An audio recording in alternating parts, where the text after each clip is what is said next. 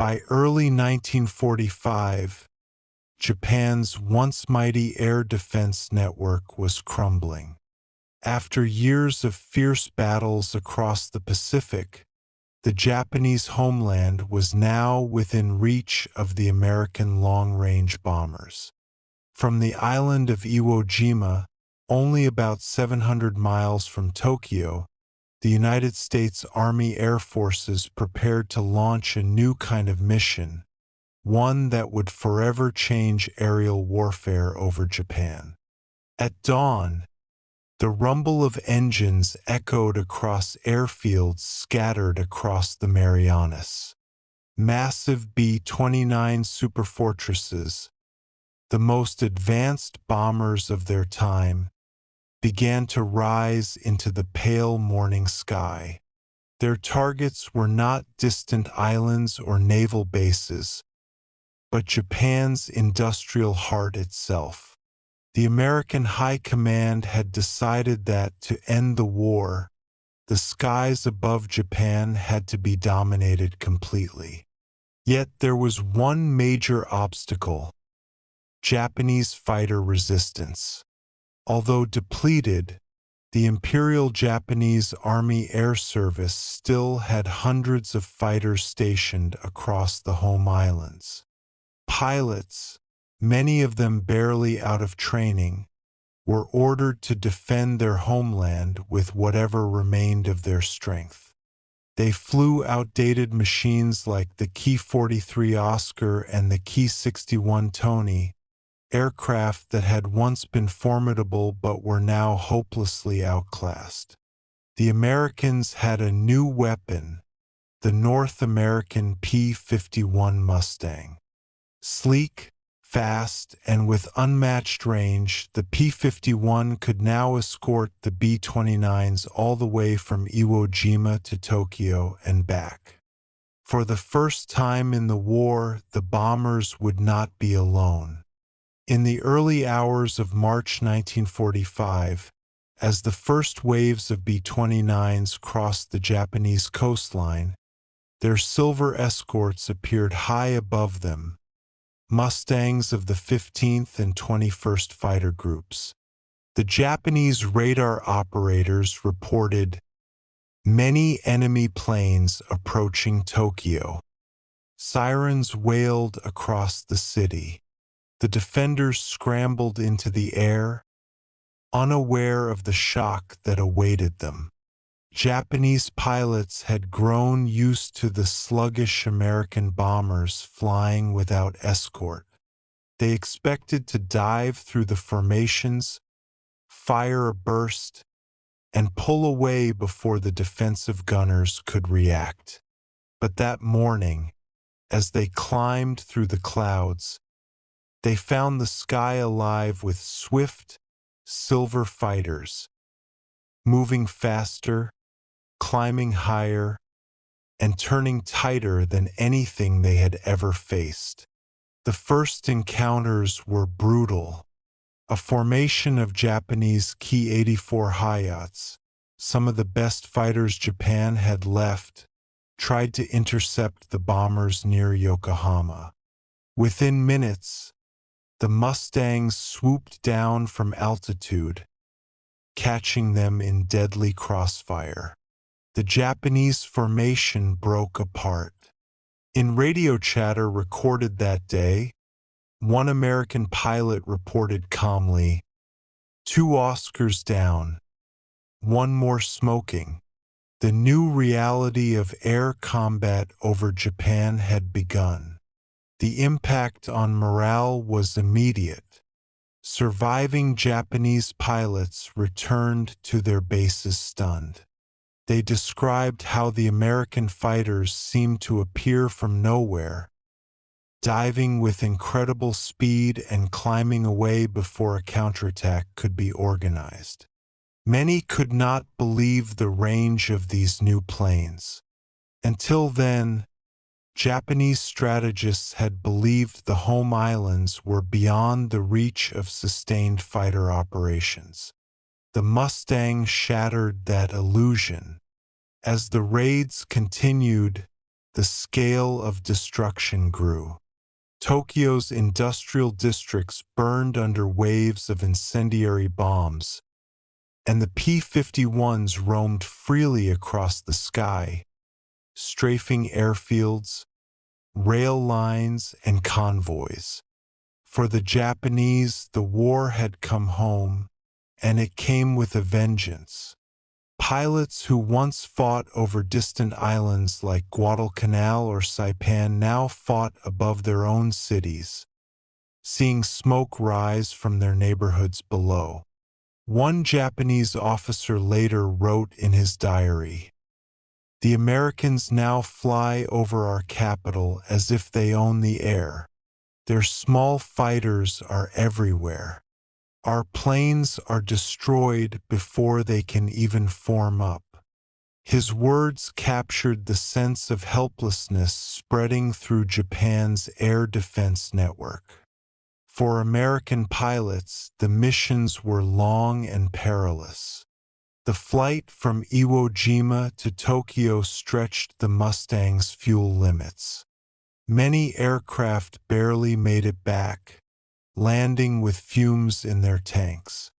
But for the men who flew them, it was clear they were witnessing the collapse of Japan's ability to resist in the air. The balance of power had shifted completely. The turning point came not from sheer numbers, but from technological superiority and tactical coordination. The Mustang's Rolls-Royce Merlin engine allowed it to perform flawlessly at high altitude. Combined with disciplined formation flying and radar-guided mission planning, the U.S. airmen achieved a level of control Japan could no longer match. By April 1945, the once formidable Japanese Air Force had been reduced to scattered groups of desperate defenders. For civilians on the ground, the sight of the dogfights above Tokyo was both terrifying and surreal. Children hid in trenches as silver planes weaved across the clouds, and bursts of fire marked the fall of another Japanese fighter. The sky, once the shield of the empire, had become a battlefield dominated by foreign machines. As the sun set over a smoking Tokyo, the reality was undeniable. Japan's skies no longer belonged to Japan. The P-51 Mustangs had proven that even the homeland was vulnerable. For the first time in the war, Japanese leaders understood that their air defenses could not protect the nation from the destruction descending from above. The arrival of the Mustang was more than just a technological shift. It was a psychological one.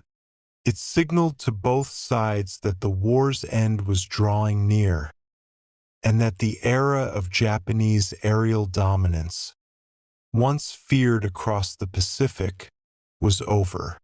From that moment on, every Japanese pilot who took off to defend the homeland knew the odds were against him. The sky over Japan had turned deadly, not for the Americans but for those who once ruled it. The arrival of the P-51 Mustang in the Pacific Theater marked a turning point not only in air strategy, but in the very psychology of the war. By early 1945, the United States had established forward bases on Iwo Jima and the Marianas, giving the Mustang the range it needed to reach Japan's heartland. For the first time, American fighters could escort bombers to Tokyo, defend them over the target, and still make the long journey back. What had once been an impossible dream of continuous air superiority was now a daily reality. Before the Mustang, B-29 crews had flown alone through hostile skies. The Japanese interceptors could climb high above and dive through the bomber formations with near impunity. Losses were heavy. Every mission over Japan risked dozens of bombers and hundreds of men. But with the Mustangs' deployment, that equation changed overnight. The long-range fighter could stay with the bombers from takeoff to target and back, providing both protection and offensive power that no Japanese pilot had anticipated. The P-51 was born from necessity. Originally designed for the British Royal Air Force, its potential was unleashed when fitted with the Rolls-Royce Merlin engine. The result was a fighter that combined speed, endurance, and agility. In Europe, Mustangs had already proven their worth escorting B-17s over Germany. But in the Pacific, their mission was different: total air domination over Japan's skies. When the first squadrons arrived on Iwo Jima, pilots quickly realized the challenge of the long missions ahead. A round trip to Tokyo and back could take 7 hours, pushing both man and machine to the limit. They flew in formations of 20 to 30 aircraft, armed with 6.50 caliber machine guns and external fuel tanks that would be jettisoned before combat. Every mission began in silence, engines roaring, propellers slicing through the humid island air, and ended, if they were lucky, with the exhausted pilots landing on the black volcanic runways of Iwo Jima at dusk. In March 1945, the Mustangs escorted the first massive firebombing raids over Tokyo. Below them, the B-29s unleashed torrents of incendiaries that turned the city into a sea of flame. But the Mustang pilots had their own mission. Their orders were clear: seek out and destroy any Japanese aircraft attempting to intercept the bombers, and then, on the return flight, attack any remaining airfields, trains, or ships along the coast. It was a ruthless campaign, one designed to erase Japan's ability to fight back. The Japanese high command was stunned by the new threat. They had expected the American bombers, but not these fast, agile escorts that seemed to appear from nowhere. For years, Japan had relied on the assumption that its island position and limited fuel resources would make sustained enemy fighter operations impossible. The P-51 shattered that illusion. From that moment, Japanese planners knew that their skies were no longer safe. In the weeks that followed, the Mustang became a symbol of relentless American air power.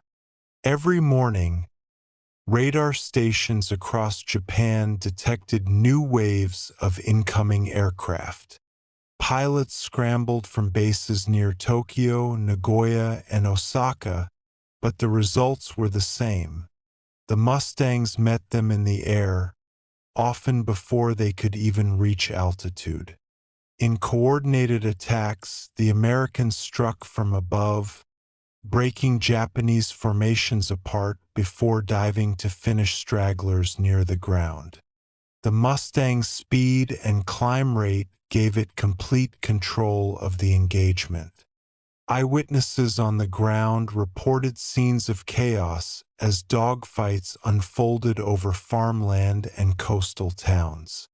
Silver planes flashed in the sunlight, and the black trails of burning aircraft fell toward the earth.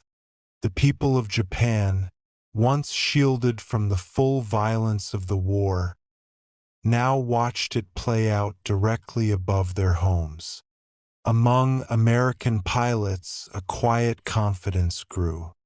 They respected their opponents, many of whom fought to the death, but they also recognized the shift in power. One veteran later recalled, "You could tell the Japanese pilots were brave, but they were flying against time. Every mission, there were fewer of them." By mid-1945, Japan's air defenses were collapsing faster than they could be rebuilt. Fuel shortages, lack of trained pilots, and the destruction of maintenance facilities left the once proud Imperial Air Service crippled. The Mustangs, meanwhile, continued to evolve their tactics.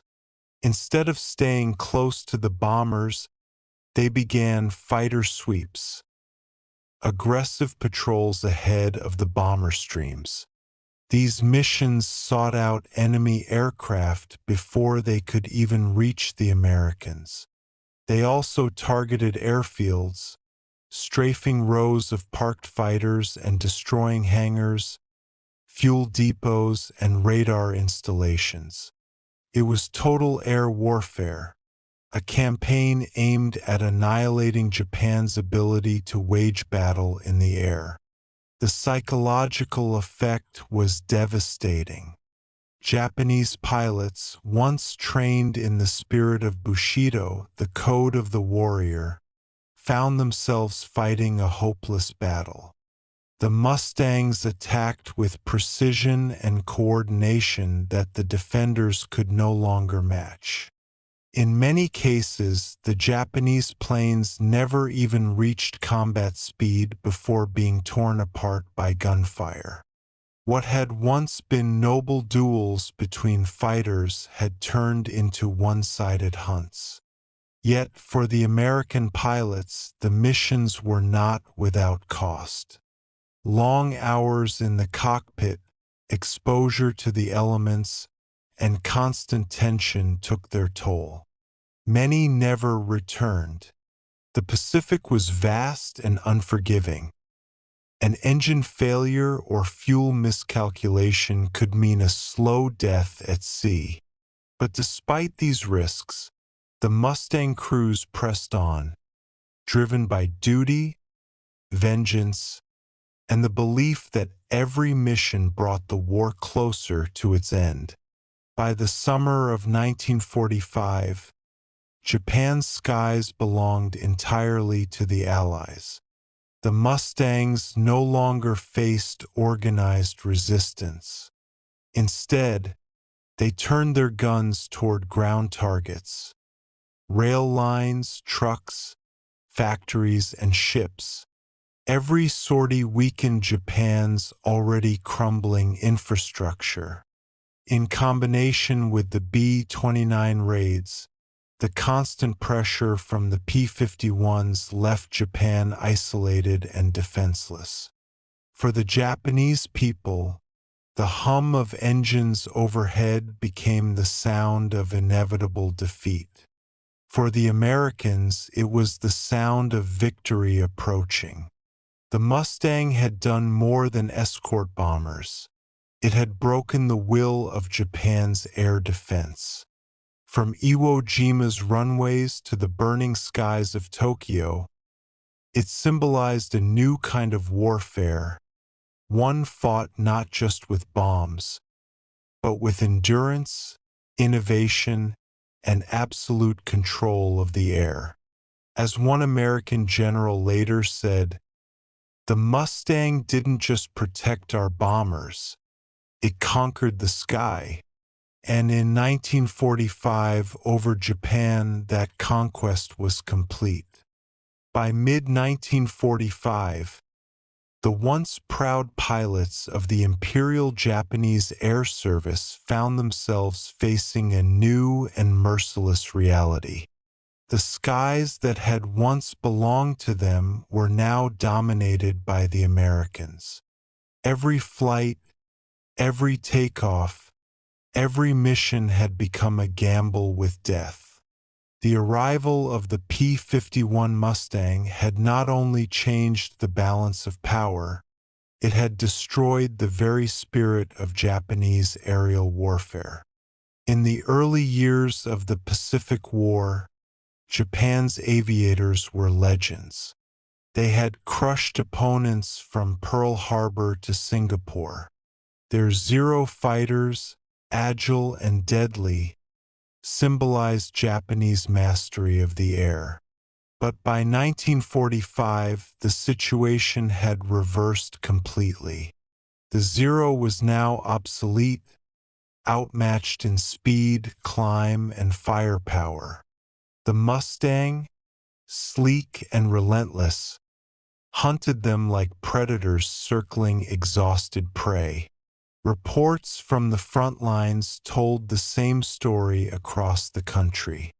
Over Tokyo, Osaka, Nagoya, and countless smaller cities, Japanese pilots scrambled to defend against incoming raids and were slaughtered in the sky. For every American plane shot down, 10 Japanese aircraft were lost. Many never even saw their attackers until it was too late. The P-51 struck from above, dove at incredible speeds, and climbed away before the Japanese could react. Pilots who survived described the Mustangs as ghosts, appearing suddenly, striking with deadly precision, and vanishing into the clouds. To the men on the ground, it seemed as though the heavens themselves had turned against them.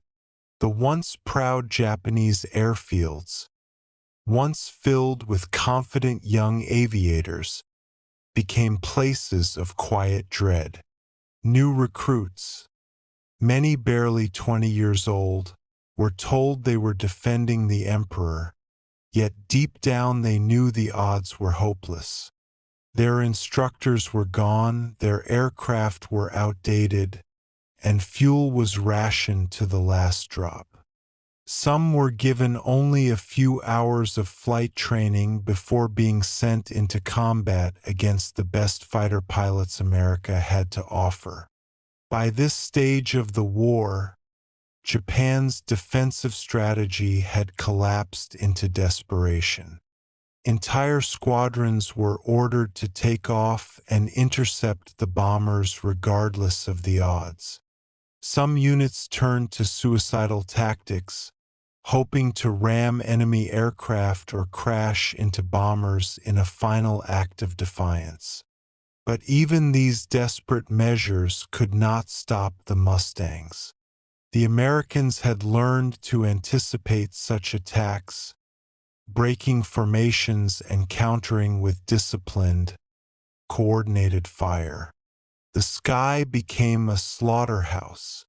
In late May 1945, during a massive raid on Tokyo, dozens of Japanese fighters tried to break through the Mustang screen. They never reached the bombers. Within minutes, the Mustangs had cut through the formation. In the radio chatter recorded that day, one American pilot calmly reported, "We've engaged the enemy. 10 down, no losses." It was a scene repeated again and again across Japan's skies. The outcome was always the same. For the Japanese pilots, it was not only defeat but humiliation. Many had grown up believing in the invincibility of their air force. They were raised on tales of heroic duels and divine protection. Now they watched as their comrades fell in flames, powerless to change the tide. One surviving pilot later recalled, "We were taught that courage could overcome any weapon. But courage cannot fight a machine that never misses." Even those who survived the battles returned to bases that no longer functioned. Airfields were bombed daily. Maintenance crews lacked spare parts. Mechanics stripped wrecked planes to keep a few airworthy.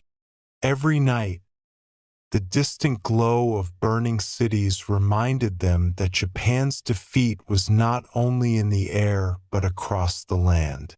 The empire was collapsing.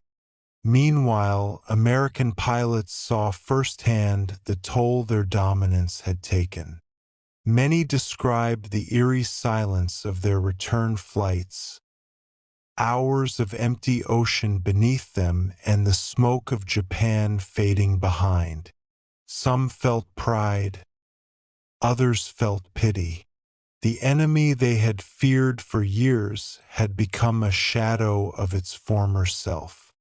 Yet the missions continued, relentless, until there was nothing left to destroy. The shock among Japan's leadership was profound. Reports poured in of entire squadrons wiped out, of planes destroyed before they even left the ground. Military planners tried to reorganize what was left of the air defense network, but the pace of American attacks made it impossible. By July, even the most senior officers admitted privately that the skies were lost. When American bombers could fly over Tokyo without opposition, Japan's defeat was no longer a question of if, but when. Civilians witnessed this transformation in horror. They watched dogfights from their rooftops, seeing trails of fire spiral down into the streets. Children pointed to the silver plains above and whispered that the gods had abandoned them. In diaries and letters, ordinary citizens described how the once glorious Japanese fighter corps had become a handful of desperate men flying toward certain death. The illusion of invincibility, the myth that had fueled Japan's war machine, was gone. And yet, within that devastation, moments of human tragedy and bravery still unfolded. Some Japanese pilots, knowing they would never return, performed final salutes before taking off. Others painted cherry blossoms on their fuselages, symbols of fleeting life, before their last mission. Even their enemies, the American pilots, recognized their courage. One Mustang ace later said, "They fought to the end.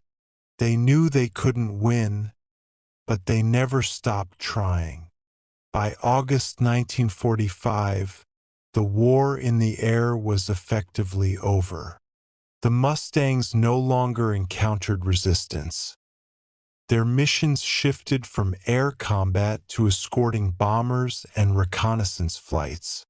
Japan's last remaining aircraft were hidden in caves and forests, waiting for fuel that would never come. When the atomic bombs fell on Hiroshima and Nagasaki, there were no Japanese fighters left to rise and defend their skies. In the final days before Japan's surrender, American pilots flew unopposed over the ruins of once great cities. From their cockpits, they could see the burned-out shells of airfields and the wreckage of what had once been the world's most feared fighter force. The transformation was complete. The hunter had become the hunted, and then, finally, the defeated.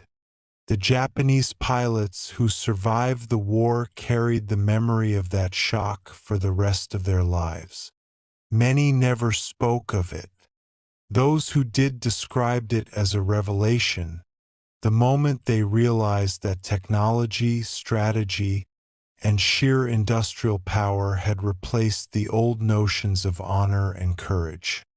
The war in the air had become a war of machines, and Japan had lost that race long before the final battles were fought.